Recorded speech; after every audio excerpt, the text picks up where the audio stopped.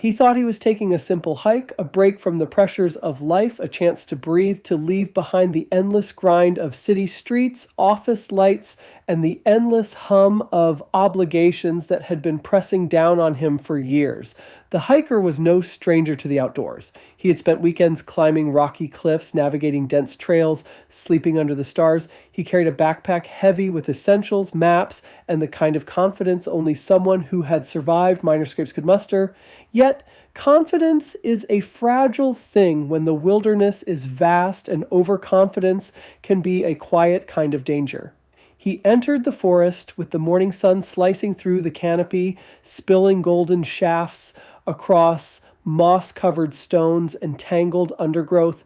Birds called from hidden branches, and a wind stirred the trees, carrying the scent of damp earth and pine resin. It smelled alive, it smelled old, and in that very first hour, he felt it. The forest watching him. Not in a sentient way, not like a person looking through the leaves, but as if the entire place breathed, as if the rustling of leaves and the groan of timber were a language he could almost understand. The path he had followed at first was well marked, a ribbon of dirt worn smooth by countless footsteps. But as the morning wore on, the trail narrowed, became overgrown, and branches clawed at his arms and legs. He pushed forward, thinking he could power through, confident that he would find the path again. Then the first mistake, a subtle fork in the trail he hadn't noticed. To the left, the path wound downward into a shadowed grove. To the right, it climbed toward light, the sun glinting off distant rocks. The map in his hand was crude, old, and the GPS on his phone had begun to flicker in the dense canopy. One misstep, one single wrong choice, and suddenly the familiar world of trail markers, tree blazes, and the distant hum of civilization vanished behind him. The forest had other plans. The further he went, the heavier the air felt.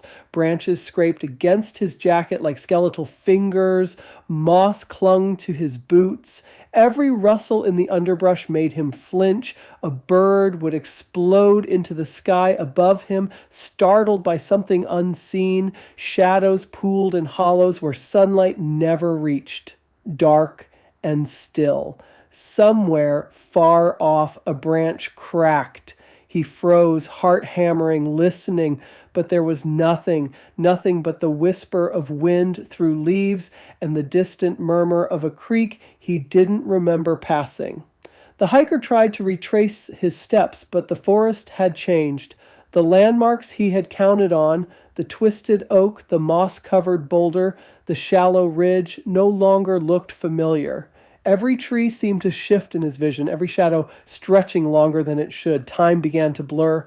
Minutes dragged into hours. The sun climbed high, then dipped toward the horizon, but it was impossible to tell. And then, in the silence that followed, he realized something terrifying. He was lost completely. The forest around him was no longer inviting. It was immense, indifferent, and almost alive in its patience. The trees seemed to lean closer. The undergrowth tightened like a trap. The wind whispered through the branches with a voice that sounded almost human, carrying hints of movement, of eyes watching him from the shadows. He told himself it was only nerves, only exhaustion. But the primal part of his mind, the part that had survived on instincts long before maps and phones, whispered the truth. This forest did not forgive mistakes. Night began to fall. The golden shafts of sunlight vanished, replaced by darkness that pressed against him from all sides. Every sound, the crack of a twig, the distant hoot of an owl, the scurrying of unseen animals, felt amplified, echoing through the hollow spaces between trees. The forest was no longer a place to walk, it was a place to survive. He stumbled over a root, cursing under his breath, and paused to catch his breath, trying to gather his bearings. The map was useless. His compass needle spun lazily, untrustworthy. He could hear the creek he had passed before, somewhere beyond the shadows, but its voice only deepened his sense of disorientation. He thought he was taking a simple hike, but the forest had other plans. The words felt alive in his mind. The forest had already begun its silent campaign. It would stretch him, test him, and push him beyond the limits he had ever known. The hiker, confident in his skill and knowledge, realized with a sinking dread that he was at the mercy of a wilderness that had no intention of guiding him back to safety. He pressed onward, every step uncertain, boots sinking into damp earth, branches tearing at his clothing, the wind whispering secrets he could not understand. Somewhere in the darkness, eyes followed him, perhaps animal, perhaps something older, perhaps it was simply the forest itself. But in that moment, with the sun gone and shadows thickening around him, he understood the truth. The forest was no ordinary place. It was alive, it was patient, it was hungry, and it had chosen him. The hiker had stepped into a story far bigger than himself, and the next 40 days would prove that survival was not about skill alone, it was about who or what chose to help him along the way. The forest was immense. Towering trees, their trunks thick and gnarled with age, stretched skyward like silent sentinels, their branches clawing at the dimming light. Moss clung to bark in heavy green curtains, and the forest floor was a tangled maze of roots, fallen leaves and broken twigs that threatened to trip the unwary. Rivers cut through the landscape with icy precision, their waters cold and unwelcoming, rushing over rocks slick with moss and hidden detritus. Shadows gathered in hollows, deep and black, and every rustle suggested eyes watching, predatory, patient, calculating. Even the wind seemed to carry a voice, whispering warnings too faint to decipher, yet impossible to ignore. For the hiker, the first days were brutal. Hunger gnawed at his belly with a sharp, insistent bite. Water was scarce, streams were hidden beneath thick foliage, and the ones he found ran too swift, too icy, or carried the stench of decay. His lips cracked, throat parched, every swallow a small victory against the creeping thirst. Injuries compounded his suffering, twisted ankles from unseen roots, scrapes from jagged rocks and thorny bushes, a shoulder bruise from a stumble into a tree trunk. All reminders that the forest was not kind. Sleep offered no relief. He lay beneath the canopy, damp from rain and dew, shivering beneath a thin poncho, every snapping branch and distant howl stirring his blood with fear. He tried to survive as he had been taught. He set traps for small game, but luck abandoned him. He struck flint for fire, only to have sparks swallowed by wet leaves. Streams promised sustenance, but fish were clever, slippery shadows darting through icy waters. Each attempt left him more exhausted, more aware of his limitations. Days blurred into nights, and every sound, every rustle, every whisper of leaves, every far-off call of an owl was a whisper of danger. He began to question himself. Was that movement in the shadows real or just a trick of the mind? He imagined predators, wolves, bears, perhaps something older, waiting silently to strike. Hunger and thirst began to play tricks on him. Shapes appeared where there were none. A branch that seemed to twitch like a hand, rocks that resembled faces, shadows that grew and shrank with impossible intent. He swore he heard voices calling his name, faint at first, then rising in desperate insistence before fading into the night. Sleep became a torment. Dreams were fevered, violent, full of twisting corridors of forest, falling water, and the sensation of unseen eyes following him. Every choice felt heavier than the last. To follow a stream might lead to safety or to some hidden trap. To climb a ridge promised vantage, but exhaustion threatened to leave him stranded on jagged rocks. Every step carried uncertainty. Every sound demanded vigilance.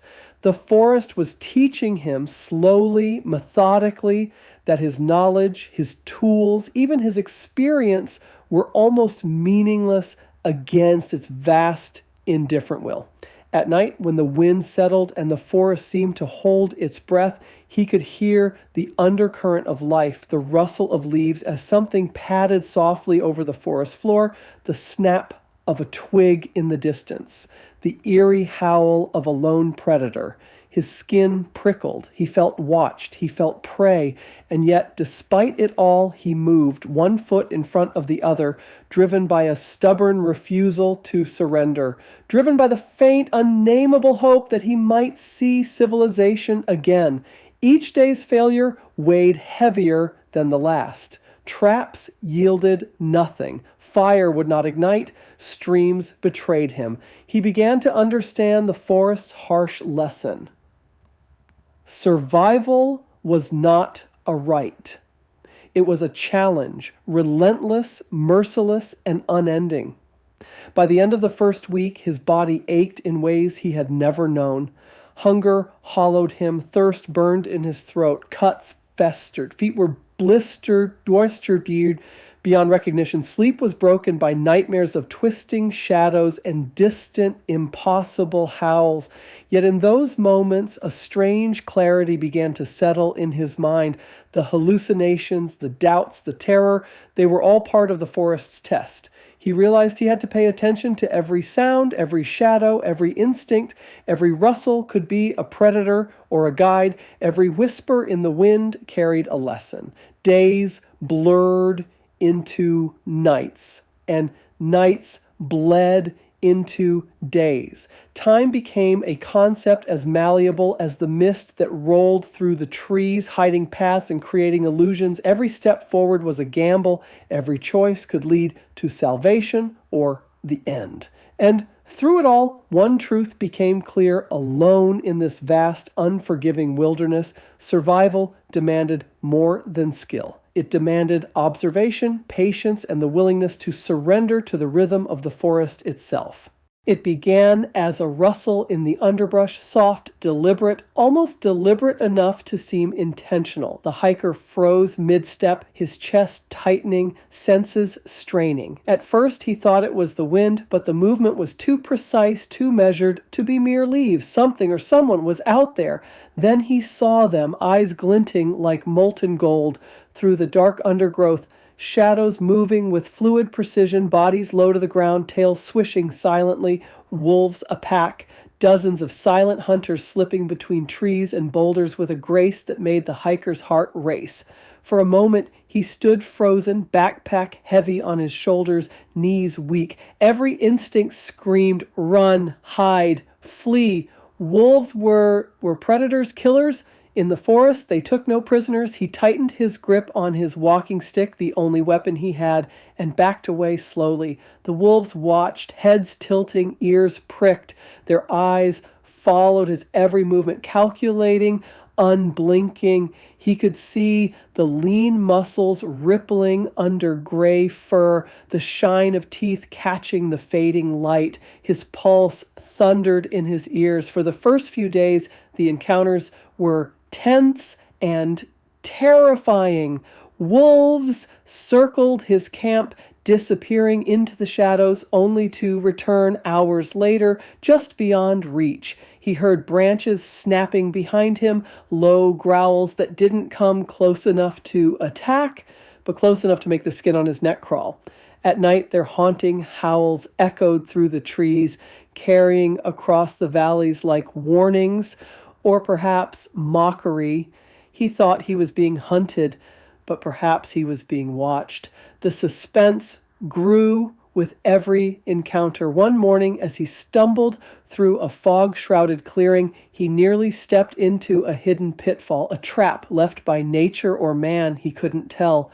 And there, perched silently on a ridge above, he saw them, the wolves, standing still, almost statuesque, their eyes fixed on him. One step closer and he would have fallen. Instead, he froze, heart pounding, and the pack retreated into the fog, leaving him unharmed but trembling.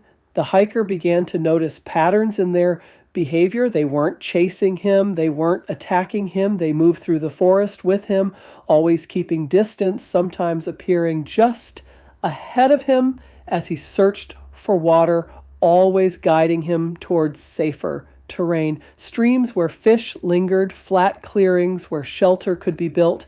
Every strange decision the hiker made, the wolves seemed to observe, almost subtly influencing him, hurting him away from danger. Yet the tension never fully lifted. He could feel their eyes in the dark, hear the soft padding of paws over the fallen leaves, sense their presence behind him even when he could not see them. At times he swore one had been watching him for hours, perched silently on a ridge before vanishing into the shadows when he dared to look. Close calls kept his nerves raw, a sudden rustle in the undergrowth, a glint of white teeth, the gleam of amber eyes. Each moment was charged with the thrill of potential attack. He slept lightly, never fully resting, always aware that predators were nearby, and yet slowly a strange trust began to form. One morning, after a storm had swept through the forest, he awoke shivering and soaked. Hunger gnawed at him, and the streams were swollen and dangerous. Through the mist, he noticed fresh tracks in the mud. Wolf tracks, leading around a fallen log pointing toward a calmer pool of water and a patch of edible roots he hadn't seen before. He hesitated. Could he trust them? But instinct, honed by hunger and desperation, told him yes. He followed the tracks, and for the first time since the forest had swallowed him, he felt a small spark of hope. He wasn't being hunted, not really. He was being guided. The forest, it seemed, had chosen protectors, silent, watchful, and feral. Wolves that moved like shadows, teaching him without words, leading him through danger without ever touching him. And though the hiker did not yet understand it, the next 40 days would reveal the full extent of their silent guardianship. But for now, the tension remained. Every rustle, every shadow, every glint of amber eyes was a reminder. The forest was alive, unpredictable, and beautiful, and the wolves were its secret. He thought he was alone, but he was not. For days he had believed the wolves were shadows of his nightmares, hungry predators circling, waiting for the moment his strength faltered. At night he would hear them, pads against pine needles, low growls drifting on the wind, eyes that flickered like embers in the dark. He had convinced himself they were waiting to tear him apart. But then something changed. On the 12th day, when his ribs pressed sharp against his skin and his legs trembled with every step, he stumbled upon a stream. Cold water rushed over smooth stones, but what caught his eye was stranger still, half-eaten fish, freshly caught, lying just at the bank. He knelt, desperate, devouring what he could, and then he saw them upstream in the shadows. The wolves watched, not attacking, not snarling, just watching. Their breaths misted in the crisp morning air, their eyes glinting like lanterns. He froze, too weak to run, too afraid to move, but the wolves did nothing. They slipped back into the forest, leaving behind the scraps as if it had been a gift. That night he lay awake in the hollow of a fallen tree, listening to the distant howls. For the first time, the sound did not fill him with terror. It was something else, a signal, a message, a reminder that he was not alone in the wilderness. The days blurred. Hunger still gnawed, thirst still burned, and the forest still tested him. A storm broke one evening, tearing branches from trees and flooding the ground. His makeshift shelter collapsed, drenching him in icy water. He thought it was over, hypothermia stealing his last scraps of strength. But when dawn came, he noticed tracks in the mud, wolf prints leading toward the ridge. With nothing left to lose, he followed. Each step brought him to a dry overhang, shielded from the storm's worst fury. Fresh leaves and pine needles lay scattered as if disturbed recently. He collapsed there, shivering, whispering to himself that maybe the wolves had known, maybe they had guided him here. In the following days, he began to watch them as they watched him. The pack moved with rhythm, with knowledge he could barely understand. He noticed how they avoided certain valleys, places where the underbrush grew thick and silent. When he strayed too far, too close to danger, the wolves would reappear, standing in his path, blocking his way, forces him to turn back. Once, when fever burned through him from an infected cut, he woke to find them at a distance, their silhouettes framed against the moon, pacing restless. He thought he saw one drop something near the edge of his camp. Crawling forward, he found bones picked clean but rich with marrow, food, medicine in their own way. He wept as he gnawed at them, tasting life when he should have tasted only death. By now, gratitude had replaced his fear. He began to imitate them. He tracked small animals the way they did, reading the signs of broken twigs and paw prints in the soil. He scavenged near streams where they lingered. He chose shelter where they paused longest. It was as if he were a shadow among them, a clumsy apprentice learning survival, not from books or training, but from wolves. Still, the forest fought him. One evening, crossing a raging river, his foot slipped between the rocks. The current dragged him under, slamming him against stone. He clawed his way to the bank, lungs burning, body broken. As the world blurred, he thought he saw them. Gray shapes pacing the opposite bank, their eyes never leaving him. He could not tell if they waited for him to die or urged him to rise, and rise he did, shaking, coughing, limping, because he knew now he could not give in, not while they were still there. Day after day, challenge after challenge, the wolves never strayed far. They became his compass, his strange guardians, his silent teachers, and in the cold, in the hunger, in the dark, he realized something profound. He was not truly alone. The forest was not his enemy, not entirely. It had sent him the wolves, perhaps to save him, perhaps to test him, but whatever the reason, in their presence he began to believe that survival against all odds was possible. By the 35th day, the hiker had begun to crumble, not in body alone, but in spirit. Hunger had hollowed his cheeks, and every joint screamed with exhaustion. His lips were cracked and bleeding, hands raw from clinging to rocks and branches, feet blistered and raw, and a fever had settled deep into his bones. Sleep was no longer a reprieve. It had become a dangerous surrender, each moment of rest bringing him closer to oblivion. He staggered through the forest, each step heavier than the last, mind foggy, vision wavering.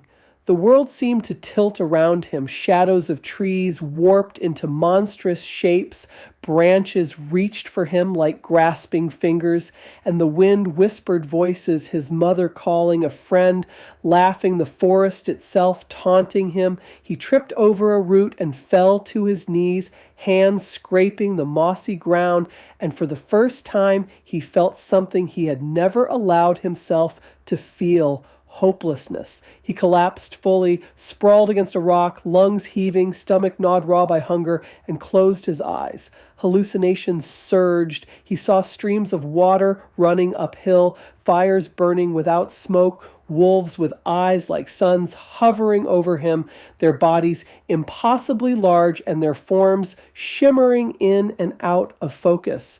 A low whine of despair escaped his throat. I can't do this anymore, he whispered to the empty forest, convinced that he would die here, alone, unremembered, swallowed by shadows and frost. And then he heard it. Soft paw steps, almost imperceptible against the carpet of fallen leaves, eyes glinting in the dim light, a presence calm and deliberate. Wolves, not one, but the entire pack, appearing silently from the surrounding trees, circling him without threat, their gaze steady and intelligent. For a moment the hiker could not move, could not breathe, and could not understand. Were they real, or a hallucination brought on by starvation and fever? One of them approached slowly, nose twitching, then dropped something at his side.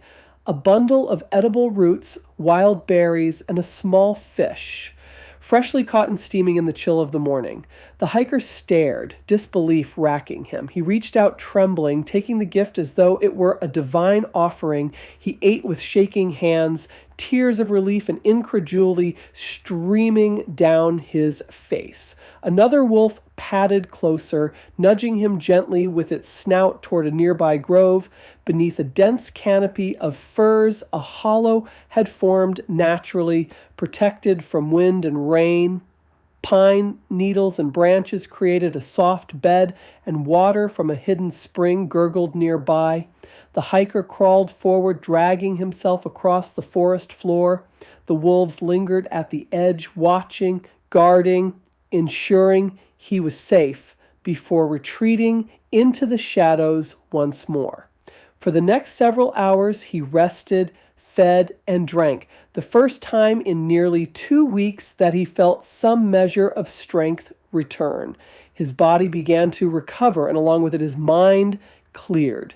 Through the haze of starvation and fever, he understood something remarkable. These wolves were not merely animals. They were guardians of this place, emissaries of the forest itself, embodying nature's mercy in a world that had seemed cruel and indifferent. As the sun dipped low, casting golden shafts through the canopy, he observed them moving silently among the trees, checking the surroundings, ensuring he remained unharmed. They were patient, watchful, and strangely aware of his fragility. For 40 days, they had allowed him to survive. They had guided him through hunger, shielded him from danger, and now, in this final act, they had saved his life. The hiker pressed his hands to his chest, feeling the rapid beat of a heart that had almost surrendered. He whispered to the forest, to the wolves, to the sky above, "Thank you. I am alive because of you." And in the quiet that followed, there was no answer, only the soft exhalation of the wind and the faint sound of paws moving through the underbrush, fading into the distance. 40 days alone, or so he thought, and it was then that the forest revealed its secret. That survival was never meant to be an act of will alone. It was an act of trust, patience, and humility before forces larger than any man could comprehend. It was mercy in the form of eyes that watched from the shadows, in bodies that moved like living shadows, through trees, in creatures that were neither myth nor memory, but guardians of life itself. The hiker rose to his feet, weak but upright, and took his first real breath of freedom in over a month. The wolves had vanished into the twilight, leaving behind only the knowledge that he had been spared, and that the forest, vast, terrifying, and beautiful, was not his enemy. Not entirely. And though he would carry scars, hunger, and memories of fear for the rest of his days, he also carried something else: awe, respect, and a profound understanding that life could survive even in the heart of darkness when nature chose to lend its quiet hand. After 40 days in the forest, the hiker stumbled into what he thought might be salvation. At first, it was just a glimmer of hope, a faint trail, partially overgrown, lined with crushed leaves and snapped branches. He had been wandering for hours, unsure whether he followed instinct or the subtle hints left by the wolves, when the sound of voices carried over the trees, human voices. They found him collapsed beside a moss-covered boulder, clothes torn, face pale and streaked with grime, hands shaking from exhaustion and hunger. One of the rescuers rushed forward, wrapping him in a blanket and lifting him gently as though he might break like fragile glass. Warmth and human contact flooded through him, and tears blurred his vision. He had survived against all odds. As they guided him along the trail back toward the sound of civilization, the forest seemed to shift around him. Shadows no longer felt menacing, and the rustle of leaves no longer whispered threats. Instead, there was a rhythm, a heartbeat to the wilderness that he had never noticed before. The trees that had once loomed like giants now felt protective. The streams that had seemed hostile now vital and generous. He understood with a clarity born of near death and relentless observation that the forest had tested him and had taught him, but there was something else, something he could not ignore. The wolves? They had vanished. No Tracks led from the places they had guided him. No shadows lingered in the twilight, yet their presence was indelible in his memory. The way they had watched him, nudged him, left him small gifts of food, and steered him to shelter when storms raged. He did not think they were mere animals, not entirely. He remembered the golden gleam of their eyes in the dark, the fluidity of their movements, the patience and awareness that bordered on intelligence beyond the natural world. Had they been real, corporeal creatures, or had the forest itself conjured them in his time of need, guardians in spirit form, embodiments of nature's mercy? He would never know. And perhaps that was the point. Back in town, the world he had once known felt smaller, less significant. People spoke of his survival with awe, disbelief, and admiration, but he could not share the full truth.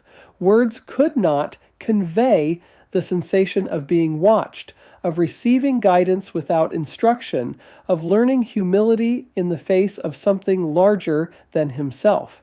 He had faced hunger, cold, exhaustion, and fear, and he had survived not alone, but because the forest had chosen to lend a quiet hand. He returned to his home changed. Simple things carried new meaning: the warmth of a fire, the taste of bread, the laughter of children in the street, but his mind constantly drifted back to the shadows of the pines, the glimmer of amber eyes in the twilight, the sound of paws on soft earth. He realized that life was fragile and yet endlessly resilient, and that respect for the wild, for its rhythms and creatures, was not a choice. It was survival. Sometimes when he walked near the forest edge at dusk, he swore he could hear the faint whisper of paws on the fallen leaves, a shadow moving just beyond the tree line, and though he never saw them again, he carried with him the certainty that the wolves were out there, silent, watchful guardians of the wilderness,